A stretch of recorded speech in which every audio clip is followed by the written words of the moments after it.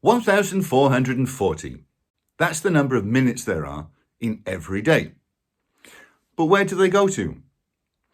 Now, you may think that you have an idea of how you spend your time, but to be honest, we are notoriously bad at evaluating the past and predicting the future. And when I say we, I'm talking about you too. So here's a simple and interesting little challenge for you to find out, where do all those minutes go to? The first thing you do is make yourself up a timetable. Something like this. This timetable has two columns.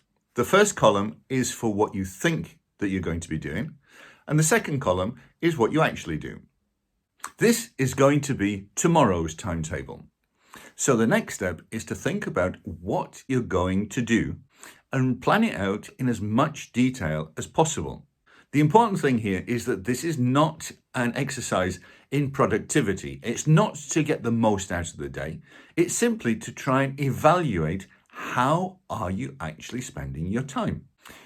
So once you've written out your timetable, the next step is that tomorrow you go filling in the second column. And it's useful here if you can set yourself an alarm for every hour or every half hour.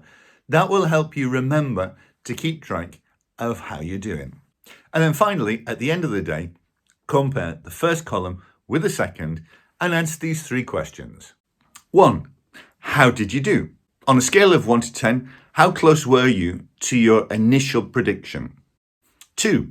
How did trying to follow your prediction influence the way that you spent the day? Did it make it more productive? Did it make it more frustrating? And 3, if you had to repeat the activity, what would you change?